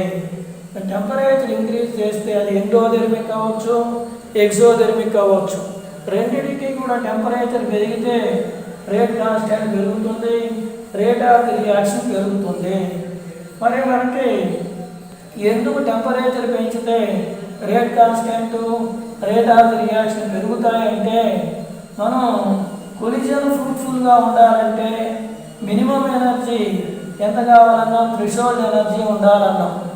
మరి మనకి ఎప్పుడైతే టెంపరేచర్ పెంచుతామో అప్పుడు ప్రతి 10 డిగ్రీల సెంటీగ్రేడ్కి లేదా 10 కెల్విన్ డిఫరెన్స్ ఇన్ టెంపరేచర్కి థ్రెషోల్డ్ ఎనర్జీ కలిగిన మాలిక్యూల్ సంఖ్య డబుల్ అవుతుంది. ఎప్పుడైతే థ్రెషోల్డ్ ఎనర్జీ కలిగిన మాలిక్యూల్ సంఖ్య డబుల్ అవుతుందో అప్పుడు రేట్ కాన్స్టాంట్ డబుల్ అవడం, రేట్ ఆఫ్ ది రియాక్షన్ కూడా డబుల్ అవడం జరుగుతుంది for majority of the reactions. కొన్నిటికి థ్రెషోల్డ్ ఎనర్జీ కలిగిన మాలిక్యూల్ సంఖ్య డబుల్ కానీ 2.5 టైమ్స్ కానీ 3 టైమ్స్ కానీ అవ్వచ్చు. కానీ మెజారిటీ ఆఫ్ ది రియాక్షన్కి థ్రెషోల్డ్ ఎనర్జీ కలిగిన మాలిక్యూల్ సంఖ్య డబుల్ అవ్వడం జరుగుతుంది. మరి ఇప్పుడు మనం దాన్ని మ్యాక్స్వెల్స్ బోల్ట్జ్మాన్ డిస్ట్రిబ్యూషన్ థియరీ ప్రకారం దాన్ని చూపిస్తే ఇది ఫ్రాక్షన్ ఆఫ్ మాలిక్యూల్స్ని వైయాక్సిస్లో తీసుకుంటాం. ఫ్రాక్షన్ ఆఫ్ మాలిక్యూల్స్ ఎక్కడ ఉన్నాయి, వైయాక్సిస్లో ఉన్నాయి. ఇదేమో ఎనర్జీ. ఈ ఎనర్జీని మనం థ్రెషోల్డ్ ఏదైతే నేను మార్క్ చేశానో దీని థ్రెషోల్డ్ ఎనర్జీ అనుకుంటే టెంపరేచర్ T1 దగ్గర థ్రెషోల్డ్ ఎనర్జీ కలిగిన మాలిక్యూల్ సంఖ్య ఈ షేడెడ్ ఏరియా మాత్రమే థ్రెషోల్డ్ ఎనర్జీ కలిగిన మాలిక్యూల్ సంఖ్య. ఇప్పుడు నేను టెంపరేచర్ పెంచుతున్నా, అప్పుడు సెకండ్ టెంపరేచర్ నుంచి ఫస్ట్ టెంపరేచర్ కంటే ఎక్కువ. అప్పుడు ఏం జరుగుతుందంటే అప్పుడు నాకు కర్వ్ ఇలా వచ్చింది. టెంపరేచర్ T2 దగ్గర, T2 కెల్విన్ దగ్గర. అంటే ఇప్పుడు మనకు టెంపరేచర్ T1 దగ్గర ఎన్ని మాలిక్యూల్స్ అయితే థ్రెషోల్డ్ ఎనర్జీ కలిగి ఉన్నాయో అవి ప్లస్ అడిషనల్గా మనకి ఎంత ఏరియా మళ్ళీ యాడ్ అయిందో ఇన్ని మాలిక్యూల్స్కి థ్రెషోల్డ్ ఎనర్జీ ఉంది. ఎప్పుడు టెంపరేచర్ T2 దగ్గర. అంటే టెంపరేచర్ పెంచితే థ్రెషోల్డ్ ఎనర్జీ కలిగిన మాలిక్యూల్స్ పెరుగుతాయి, అందువల్ల రేట్ కాన్స్టాంట్ పెరుగుతుంది, అందువల్ల రేట్ ఆఫ్ రియాక్షన్ కూడా పెరుగుతుంది. థ్రెషోల్డ్ ఎనర్జీ పెరగదు, థ్రెషోల్డ్ ఎనర్జీ కలిగిన మాలిక్యూల్స్ నెంబర్ పెరుగుతుంది, అందువల్ల రేట్ కాన్స్టాంట్ పెరుగుతుంది, రేట్ ఆఫ్ ది రియాక్షన్ కూడా పెరుగుతుంది. మరి మనం ఈ అర్హీనియస్ ఈక్వేషన్ వాడుకొని లాగరిథం ఫామ్ రాస్తే log k is equal to మనం ఏ రాయొచ్చు, log a minus a by 2.303 r into 1/t. ఇలా మనం అర్హీనియస్ ఈక్వేషన్ యొక్క లాగరిథమిక్ ఫామ్ని రాయొచ్చు. మరి ఇక్కడ ఇది ఏ ఫామ్లో ఉందంటే y is equal to x అనుకుంటే ఇది c అనుకుంటే ఇంటర్సెప్ట్ అనుకుంటే ఇది 1/t గ్రాఫ్ గీస్తాము, అందువల్ల దీన్ని x అనుకుంటే ఇది m అవుతుంది. కాబట్టి ఇది ఏ ఫామ్లో ఉందంటే logarithmic form of Arrhenius equation y is equal to mx plus c ఫామ్లో ఉంది. అంటే మనం దేని గ్రాఫ్ గీస్తున్నాం, log k వర్సెస్ 1/tకి గ్రాఫ్ గీస్తున్నాం. మరి ఇప్పుడు మనం log k వర్సెస్ 1/tకి గ్రాఫ్ గీస్తే మనకేమొస్తుందంటే y is equal to mx plus c అంటే straight line with negative slope వస్తుంది. మరి ఈ ఇంటర్సెప్ట్ ఏదైతే ఉందో ఈ ఇంటర్సెప్ట్ దేనికి ఈక్వల్ అంటే log aకి ఈక్వల్. ఇంటర్సెప్ట్ వచ్చి log aకి ఈక్వల్. మరి ఇంటర్సెప్ట్ కనుక మనకు తెలిస్తే దాన్ని log aకి ఈక్వల్ చేసి అర్హీనియస్ ఫ్యాక్టర్ ఏని మనం డిటర్మైన్ చేయొచ్చు. అలాగే స్లోప్ ఏదైతే ఉందో స్లోప్ dy/dx ఏదైతే ఉందో అది దేనికి ఈక్వల్ అంటే మైనస్ a/2.303 rకి ఈక్వల్. మరి ఈ స్లోప్ను వాడుకొని మనం యాక్టివేషన్ ఎనర్జీని డిటర్మైన్ చేయొచ్చు. మరి ఇక్కడ యాక్టివేషన్ ఎనర్జీ కనుక జౌల్స్లో ఉంటే 6 జౌల్స్లో వాడాలి. యాక్టివేషన్ ఎనర్జీ కనుక కెలరీస్లో ఉంటే 6 కూడా కెలరీస్లో ఉండాలి. అంటే సేమ్ యూనిట్ని మనం రెండింటికి తీసుకోవడం జరుగుతుంది. కాబట్టి మనం అర్హీనియస్ ఈక్వేషన్ని లాగరిథమిక్ ఫామ్ తీసుకొని గ్రాఫ్ గీస్తే ఆ గ్రాఫ్ నుండి మనం ఫ్రీక్వెన్సీ ఫ్యాక్టర్ ఏని అలాగే యాక్టివేషన్ స్లోప్ నుండి యాక్టివేషన్ ఎనర్జీని డిటర్మైన్ చేయొచ్చు. నెక్స్ట్ టెంపరేచర్ T2 కెల్విన్ దగ్గర మనం ఈ అర్హీనియస్ ఈక్వేషన్ ఏ రాయొచ్చు అంటే టెంపరేచర్ T2 దగ్గర K2 అనుకుంటే log K2 is equal to log A minus EA by 2.303 R into 1 by T2 అని రాస్తాం. 1 by T2.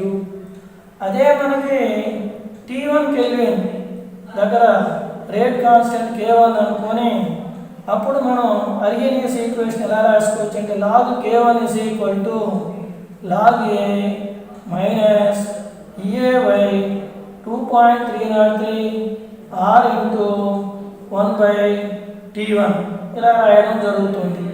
ఫస్ట్ ఈక్వేషన్ రాసిన దాన్ని 1 అనుకొని రెండో దాన్ని సెకండ్ ఈక్వేషన్ అనుకుంటే 1 మైనస్ 2 కనుక మనం తీసుకుంటే 1 minus 2 first equation minus second equation log K2 minus log K1 కానీ రాయొచ్చు మనం log K2 by K1 అని రాయడం జరుగుతుంది.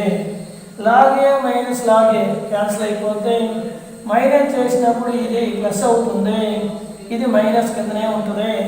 కానీ రెండింటిలో కామన్ ఏది అంటే EA by 2.303 R అనేది రెండింటిలో కామన్గా వస్తుంది. ఇంటూ మనం రాయొచ్చు 1 by T1 positive minus 1 by T2 రాయడం జరుగుతుంది.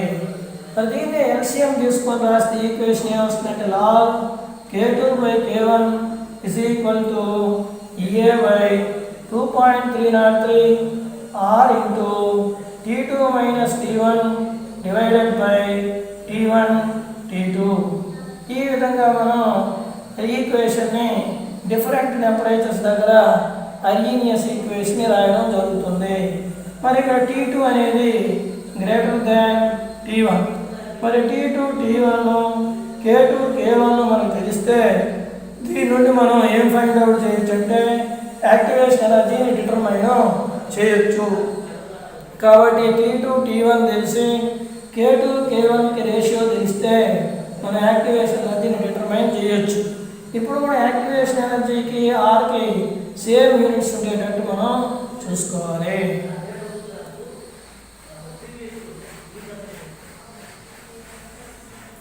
నెక్స్ట్ ఇందులోనే మనం టెంపరేచర్ కోఎఫిషియంట్ అంటే ఏంటి, టెంపరేచర్ కోఎఫిషియంట్ అంటే ఏంటి, టెంపరేచర్ కోఎఫిషియంట్ అని దేని పిలుస్తాం.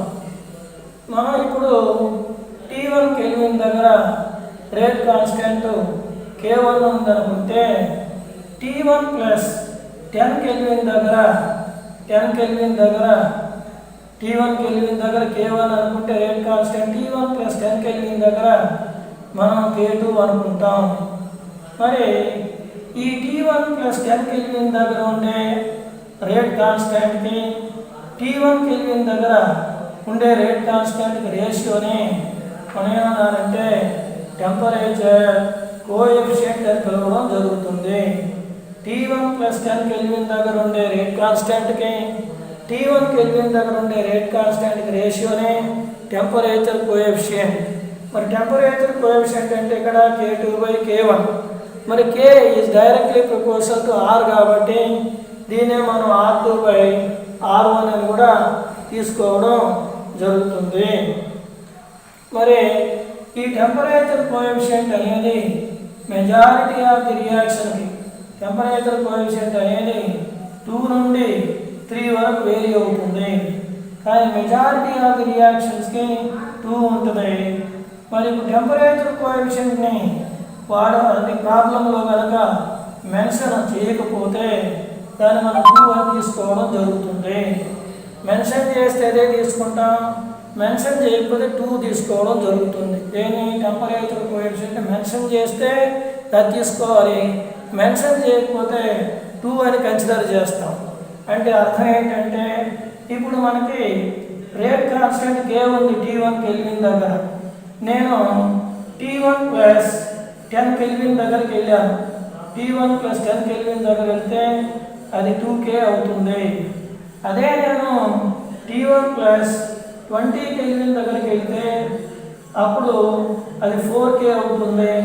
T1 ప్లస్ 30 కెల్విన్కి వెళ్తే అదేమవుతుందంటే నాకు 8K అవుతుంది. ఈ విధంగా టెంపరేచర్ పెంచే కొద్దీ రేట్ కాన్స్టెంట్ అనేది పెరుగుతూ వస్తుంది. అదే టెంపరేచర్ తగ్గిస్తే T1 మైనస్ 10 కెల్విన్ అయితే ఇది K/2 అవుతుంది, ఎందుకంటే దీనికి ఇది డబుల్ ఉండాలి. మరి టెంపరేచర్ T1 మైనస్ 20 కెల్విన్ అయితే K/4 రాయడం జరుగుతుంది.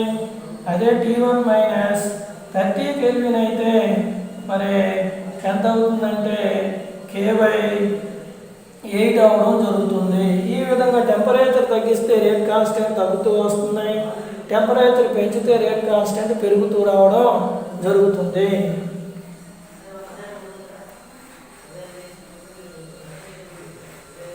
మరి ఇప్పుడు మనం టెంపరేచర్ కోఎఫిషియంట్కి రేట్ కాన్స్టెంట్కి రిలేషన్ ఎలా ఇవ్వచ్చు? టెంపరేచర్ కోఎఫిషియంట్కి రేట్ కాన్స్టెంట్కి ఎలా రిలేషన్ ఇవ్వచ్చు అంటే మనం ఫైనల్ రేట్ కాన్స్టెంట్ ఎలా ఫైండ్ అవుట్ చేయొచ్చు అంటే final rate constant is equal to original rate constant లేదా initial rate constant into temperature coefficient power T2 minus T1 divided by 10. ఈ ఫార్ములా వేసి మనం ఫైనల్ రేట్ కాన్స్టెంట్ కడతాం. ఇనిషియల్ రేట్ కాన్స్టెంట్ తెలిసి temperature coefficient తెలిస్తే final rate constant ఈ formula ద్వారా పట్టొచ్చు. లేదా rate constant and rate are directly proportional కాబట్టి ఫైనల్ రేట్ కావాలంటే final rate is equal to మనం ఏమొచ్చు అంటే initial rate into temperature coefficient power T2 minus T1 divided by 10 వేసి ఫైనల్ రేట్ కూడా మనం డిటర్మైన్ చేయొచ్చు. టెంపరేచర్ కోఎఫిషియంట్ వాడేస్తాడు, ఇనిషియల్ రేట్ వాడేస్తే మనం final రేట్ని find out చేయొచ్చు. ఇదేమో ఫైనల్ టెంపరేచర్ అంటే ఇది greater, initial temperature lower divided by 10. ఈ విధంగా మనం ఫైనల్ రేట్ కాన్స్టెంట్ని లేదా ఫైనల్ రేట్ని టెంపరేచర్ కోఎఫిషియంట్ ద్వారా డిటర్మైన్ చేయడం జరుగుతుంది. ఇది ఎఫెక్ట్ ఆఫ్ టెంపరేచర్ అంటే. నెక్స్ట్ మనం ఎఫెక్ట్ ఆఫ్ క్యాటలిస్ట్కి వస్తే effect of catalyst on the rate constant or rate of reaction. ఇప్పుడే మనం అనుకున్నాం మరి ఎఫెక్ట్ ఆఫ్ క్యాటలిస్ట్ అంటే ఇప్పుడు మనం ఎనర్జీ ప్రొఫైల్ డయాగ్రామ్లో ఇది ఎనర్జీ ఆఫ్ రియాక్టెంట్స్ అంటే ఇదేమో థ్రెషోల్డ్ ఎనర్జీ అవుతుంది, ఇది ఎనర్జీ ఆఫ్ ప్రోడక్ట్ అవుతుంది, ఇది ఎనర్జీ యాక్సిస్ ఇది. నెక్స్ట్ ఇదేమో రియాక్షన్ పాత్. మరి ఇప్పుడు in the absence of catalyst లేనప్పుడు మనకి యాక్టివేషన్ ఎనర్జీ ఇది అంటే ఎనర్జీ ఆఫ్ రియాక్టెంట్స్కి థ్రెషోల్డ్ ఎనర్జీకి డిఫరెన్స్నే మనం యాక్టివేషన్ ఎనర్జీ అంటాం. ఇది క్యాటలిస్ట్ లేనప్పుడు. నేను ఇప్పుడు క్యాటలిస్ట్ వేసాను అనుకో, క్యాటలిస్ట్ వేస్తే ఈ పాత్ ఏదైతే ఇంతకు ముందు క్యాటలిస్ట్ లేనప్పుడు ఉందో రియాక్షన్ పాత్ అందులో మార్పు అనేది వస్తుంది. అంటే ఈ పాత్ హైట్ తగ్గిపోవడం కానీ అంటే లోవర్ పాత్తో ప్రొసీడ్ అవ్వడం కానీ లేకపోతే ఇదే హయ్యర్ పాత్ అంటే వేరే పాత్ హయ్యర్ థ్రెషోల్డ్ ఎనర్జీ ఉండే పాత్తో కానీ ప్రొసీడ్ అవుతుంది. అంటే మనకి ఇక్కడ ఏం జరిగింది, పాజిటివ్ క్యాటలిస్ట్లో 2 రకాలు ఉన్నాయి. మరి పాజిటివ్ క్యాటలిస్ట్ అయితే యాక్టివేషన్ ఎనర్జీని తగ్గిస్తుంది, థ్రెషోల్డ్ ఎనర్జీని తగ్గిస్తుంది, రేట్ కాన్స్టెంట్ పెంచుతుంది, రేట్ ఆఫ్ ది రియాక్షన్ కూడా పెంచుతుంది. అది లోవర్ డాటెడ్ లైన్స్. అదే మనం అప్పర్ డాటెడ్ లైన్స్లో చూస్తే థ్రెషోల్డ్ ఎనర్జీకి ఎనర్జీ ఆఫ్ రియాక్టెంట్స్కి డిఫరెన్స్ ముందు దానికంటే పెరిగిపోయింది. అంటే యాక్టివేషన్ ఎనర్జీ పెరిగింది, అంటే థ్రెషోల్డ్ ఎనర్జీ కూడా పెరిగిపోద్ది. రేట్ కాన్స్టెంట్ ఏమవుతుందంటే తగ్గిపోద్ది. అందువల్ల యాక్టివేషన్ ఎనర్జీ పెరుగుతుంది, థ్రెషోల్డ్ ఎనర్జీ రేట్ కాన్స్టెంట్ తగ్గిపోద్ది, రేట్ ఆఫ్ ది రియాక్షన్ కూడా తగ్గిపోవడం జరుగుతుంది.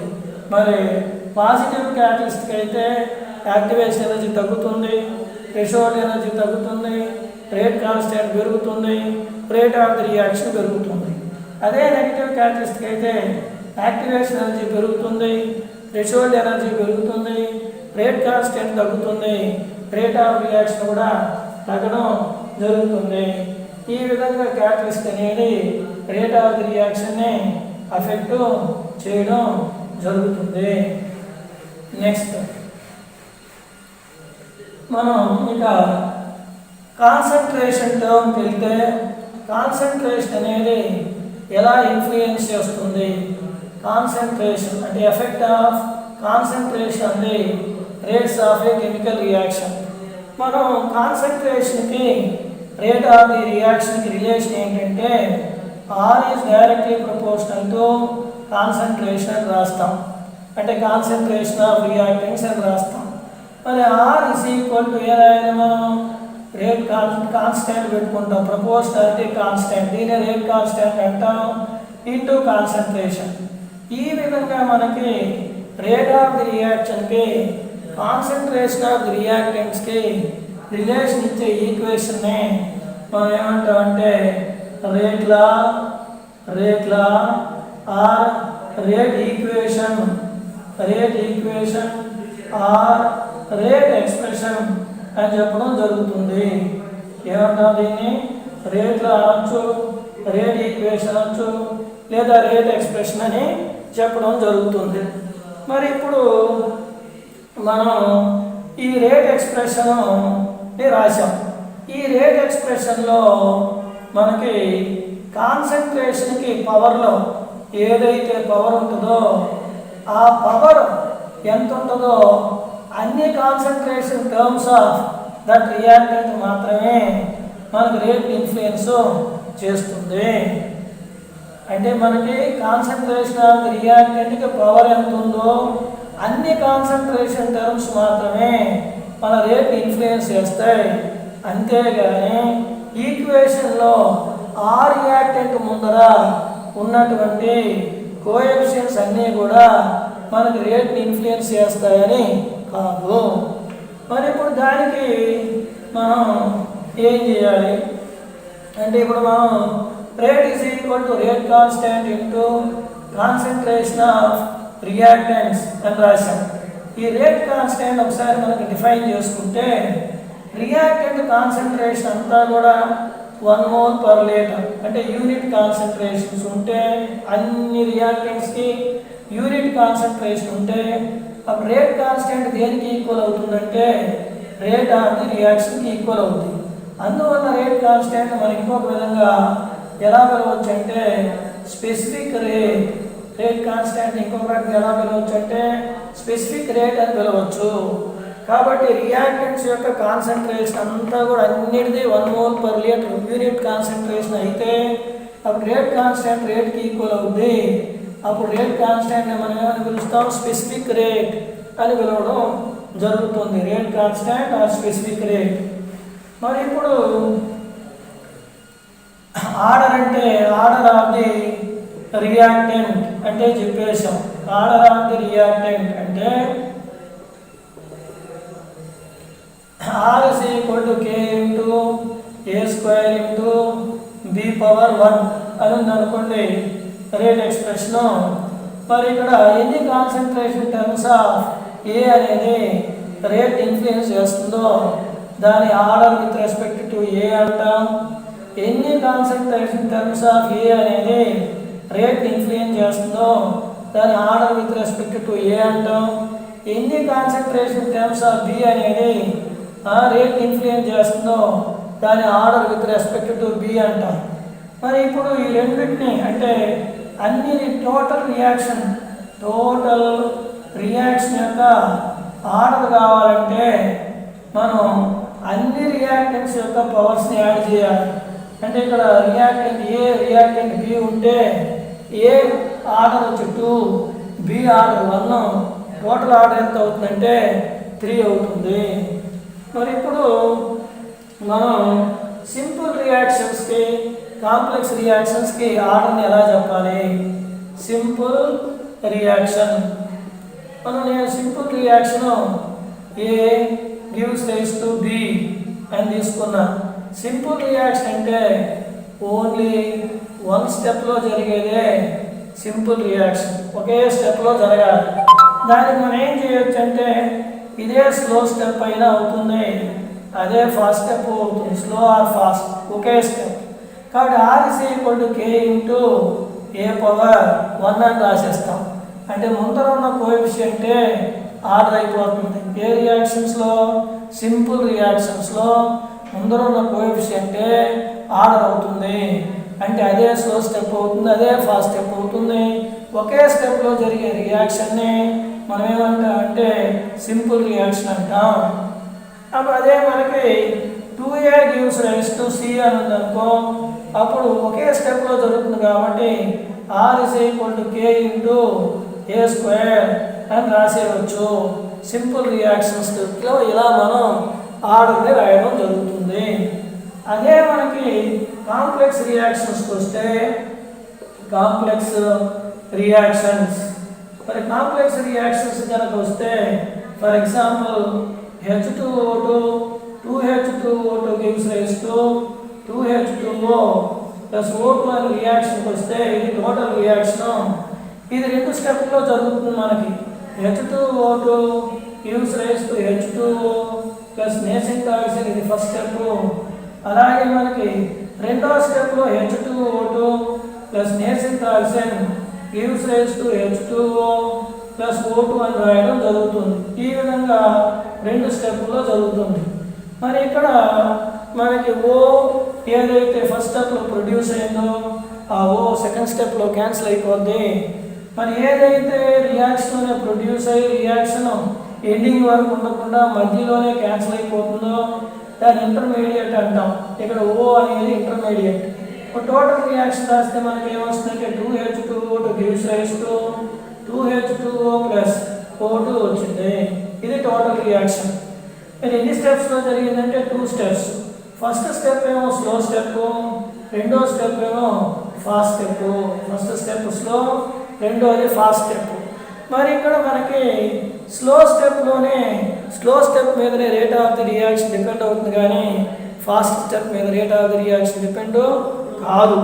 కాబట్టి మనం దీని రేట్ ఎక్స్ప్రెషన్ రాస్తే R = K × H2O2⁻1 అని రాస్తాం. మరి చూడండి, మరి ఇప్పుడు రేట్ ఎక్స్ప్రెషన్లో H2O2⁻1 ఉంది. మరి ఇక్కడ టోటల్ ఈక్వేషన్ H2O2 ముందర కోఎఫిషియంట్ ఎంత ఉంది? 2 ఉంది. కాబట్టి మనం ముందర ఉన్న కోఎఫిషియంట్ ఆర్డర్ అవ్వాలని రూల్ ఏమీ లేదు. కాబట్టి రియాక్టెంట్ యొక్క పవర్ వచ్చి కోఎఫిషియంట్ అవ్వచ్చు, కోఎఫిషియంట్ అవ్వకుండా పోవచ్చు. కాబట్టి రియాక్షన్ చూసి చెప్పడానికి కుదరదు. దీన్ని మనం ఎక్స్పెరిమెంటల్గానే డిటర్మైన్ చేయడం జరుగుతుంది. కాబట్టి ఆర్డర్ అనేది experimentally determined factor. It cannot be obtained from the coefficient of the reactants or reaction. Next మనం ఇదే రియాక్షన్ ఇంకో కాంప్లెక్స్ రియాక్షన్ తీసుకుంటే 2O3 gives rise to 3O2 తీసుకుంటే ఇది కూడా కాంప్లెక్స్ రియాక్షనే. O3 gives rise to O2 plus O, ఇదేమో fast step. అలాగే స్లో స్టెప్కి వస్తే O3 plus O gives rise to 2O2, ఇది స్లో స్టెప్. మరి ఇక్కడ కూడా O3 డీకంపోజిషన్ అనేది 2 స్టెప్లో జరుగుతుంది. 2 స్టెప్లో జరుగుతుంది కాబట్టి మోర్ దాన్ 1 స్టెప్ కాబట్టి దీని కాంప్లెక్స్ రియాక్షన్ అంటాం. మరి మనం దీనికి ఎలా చెప్పాలి? రేట్ ఎక్స్ప్రెషన్ ఎలా రాయాలి అంటే స్లో స్టెప్ని ఆధారంగా చేసుకొని రాయాలి. R = K × O3⁻1 × O⁻1 ఇలా రాయాలి. R = K × O3⁻1 × O⁻1 అని రాయాలి. కానీ ఇక్కడ O అనేది చూస్తే ఫస్ట్ స్టెప్లో ప్రొడ్యూస్ అయింది, సెకండ్ స్టెప్లో డిసప్పియర్ అయింది. ఫస్ట్ స్టెప్లో ప్రొడ్యూస్ అయింది, సెకండ్ స్టెప్లో డిసప్పియర్ అయింది. ఇది ఇంటర్మీడియట్. మరి రేట్ ఎక్స్ప్రెషన్ అనేది మనకి ఎందులో ఉండాలంటే ప్రోడక్ట్ కాన్సన్ట్రేషన్లో ఉండొచ్చు, రియాక్టెంట్ కాన్సన్ట్రేషన్లో ఉండొచ్చు, లేదా క్యాటలిస్ట్ కాన్సన్ట్రేషన్లో ఉండొచ్చు, కానీ ఇంటర్మీడియట్ కాన్సన్ట్రేషన్లో రేట్ ఎక్స్ప్రెషన్ ఉండకూడదు. అందువల్ల మనం ఇక్కడ ఇంటర్మీడియట్ని ఎలిమినేట్ చేయడం జరుగుతుంది. ఇంటర్మీడియట్ని ఏం చేయాలి? ఎలిమినేట్ చేయాలి. మరి ఎలా ఎలిమినేట్ చేస్తాం చూడండి. మనం ఫస్ట్ ఈక్వేషన్ తీసుకుంటే అది ఈక్విలిబ్రియంలో ఉంది కాబట్టి K equilibrium is equal to మనం ఏ రాయొచ్చు అంటే O2 into O divided by O3 అని రాయొచ్చు. దీన్నే మనం concentration of O is equal to K equilibrium into O3 divided by O2 అని రాసుకోవచ్చు. కాబట్టి మనం ఆ విధంగా ఇంటర్మీడియట్ కాన్సన్ట్రేషన్ని ప్రోడక్ట్ రియాక్టెంట్స్ లేదా క్యాటలిస్ట్ కాన్సన్ట్రేషన్లోకి కన్వర్ట్ చేసేసి ఇందులో సబ్స్టిట్యూట్ చేసుకోవాలి. అప్పుడు R is equal to K into O3 power 1 ఓకు బదులు రాసుకోవాలి K equilibrium into O3 divided by O2 ఇలా రాసుకోవాలి. దీన్ని మనం ఎలా ఎక్స్ప్లెయిన్ చేయొచ్చు అంటే R is equal to K into అంటే K ఈక్విలిబ్రియం K ఈక్విలిబ్రియం బదులు K అని రాశాను O3 square into O2 power -1 ఈ విధంగా మనం రేట్ ఎక్స్ప్రెషన్ రాసుకోవచ్చు. అంటే R with respect to O3 to R with respect to O2 వచ్చి -1. అప్పుడు total order of the reaction ఎంత అవుతుందంటే 1 అవుతుంది. కాబట్టి ఆర్డర్ అనేది ఎక్స్పెరిమెంటల్లీ డిటర్మైన్. ఆర్డర్ అనేది 0 అవ్వచ్చు, హోల్ నెంబర్ అవ్వచ్చు, ఫ్రాక్షన్ అవ్వచ్చు, నెగటివ్ అవ్వచ్చు. కాబట్టి మనం ఆర్డర్ వరకు ఈరోజు డిస్కస్ చేసాం. రేపు మాలిక్యులారిటీ మిగతా వాటిని రేపు డిస్కస్ చేద్దాం.